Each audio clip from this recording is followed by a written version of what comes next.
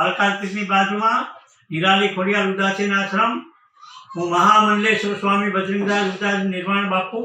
મારી ઉંમર 80-82 સાલની વર્ષની છે. ગોપાળાનંદ બાપુ ભારત છાત્ર સમાજના પ્રમુખ મારા મિત્ર હતા. તનસુગીરી જે હતા એ ગોપાળાનંદના પીએ હતા. ગોપાળાનંદને ગુરુ તરીકે માનતા. તનસુગીરી અંબાજી મંદિરના મહંત, ભીડભંજનના મહાદેવના મહંત. કહેવાનો મારો પ્રશ્ન એ છે, ગોપાળાનંદ બાપુ ગયા પછી ગિરનારમાં પૂરું થઈ ગયું છે. સાધુ સમાજ ગિરનારને બદનામ કર્યો છે. હવે જો તમે જૂના ખેડાવાળા સાનામાના બે જાવ તો સારી વાત છે. હિન્દુ સેવા સમાજ છે, તમારા ભગવા જોઈને તમને પગે લાગે. શિવરાત્રી કે તમને હિન્દુ સેવા સમાજ માને એમ પણ નથી. તમારા કાળા ધંધા છે, બે નંબરના ધંધા છે, બધું બંધ કરી દો. અને ઇન્દ્ર ભારતી એમ કહે છે કે હું ગિરનારનો પ્રમુખ હરિગીરીએ તને બનાવ્યો. વિષ્ણુ ખાખી મહાત્મા મંડળ અલગ છે, એનો પ્રમુખ તું છો નહીં. પ્રભાસ પાટણ મંડળ અલગ છે, કચ્છ મંડળ અલગ છે, ગુજરાત મંડળ અલગ છે, તો ક્યાંથી તું પ્રમુખ થઈ જા? એટલે આ તમે જે હરિગીરીએ ભવનાથમાં મિટિંગ બોલાવી હતી ત્યારે ભારતી બાપુ અને હિસાબે મેં હાજરી આપી હતી. ત્યારે હરિગીરીએ મને કીધું બાપુ 1.5 લાખ રૂપિયા આપો. તમને છે ને 1.5 લાખ રૂપિયા આપવાના? હા, તમે જે આ બે નંબરના ધંધા બંધ કરી દો. જે આજ મહેન્દ્રગીરીએ નિવેદન આપ્યું મીડિયામાં કે ભાઈ અમારો જ હક થાય છે. હક કોઈનો નથી થતો. અંબાજી મંદિર છે એ તનસુગીરનો જે પરિવાર છે ગુસાઈ, એનો હક થાય છે. તમારો કોઈનો બિહારીનો હક થતો નથી, મહેન્દ્રગીરીનો હક થતો નથી, મહેશગીરીનો કોઈ હક થતો નથી. એકાબીજા તમે મદદમાં મળી જાઓ કારણ વગરના. ભવનાથનો કબજો તમે 8 કરોડ રૂપિયા લઈને સૂકીને લીધો છે. અમિત શાહને જે એની આપ્યું છે લેટર, એ સાચી વાત છે, મહેશગીરી ખોટી વાત નથી. કે અમિત શાહને તમે 5 કરોડ આપ્યા છે, ઇન્દ્ર ભારતીને 25 લાખ આપ્યા છે. આમાં મહંત બનવાના એટલા રૂપિયા તમે કાઢો ક્યાંથી? અમે તો તપસ્યા કરી જૂનામાં, અમારી પાસે રૂપિયા જ નથી. અમે ગરીબ સાધુની સેવા કરીએ છીએ, તો તમારા રૂપિયા ક્યાંથી આવે? અમને હિસાબ આપો એનો ખેડાનો.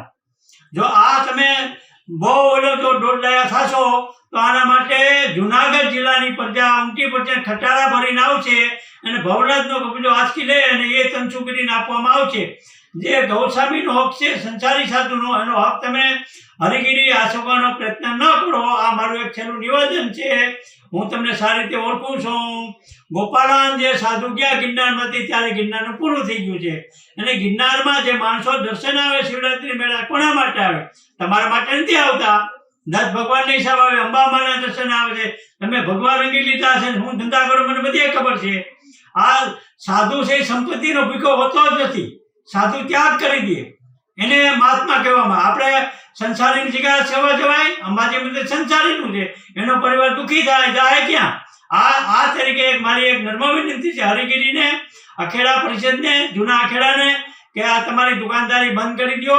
બીજાની જગ્યાનો કબજો કરવાનો બંધ કરો. જે રૂપિયા લઈને તમે કલેક્ટરને કબજો કરાવો એને માટે કારણ વગરનું મારે આવવું પડે અને નરેન્દ્ર મોદીને મળવું પડે. અને પછી તમને ભવનાથનો કબજો આંચકી લે કોણ? તનસુગીરીના પરિવાર, બીજા કોઈને આંચકી લે. ધ્યાન રાખજો. એટલું કહીને મારો તનસુગીરીના પરિવારને મારે પૂરો ટેકો છે. મારું જે કંઈ કામ હોય હું આ વિડીયોમાં મોકલું છું અને એ વિડીયો તમે જોઈ લેજો. સાધુ સમાજ, અખિલ ભારત સાધુ સમાજ સાપરડા મુક્તાનંદને પણ મારી વિનંતી કરું છું કે આ જે પરિવાર છે તનસુગીરીનો, એને જ આ કબજો મળવો જોઈએ. વેરાવળ ગિરીશભાઈ કોટેચા, ગિરીશભાઈ પટેલ, ભારતીય જનતા પાર્ટીના જેટલા કાર્યકરો હોય જૂનાગઢમાં, આ કબજો તમે કલેક્ટરને કહી તનસુગીરીના પરિવારને અપાવજો. આ મારી વિનંતી છે. મારી ઉંમર થઈ ગઈ એટલે હું આવવા માંગતો નથી.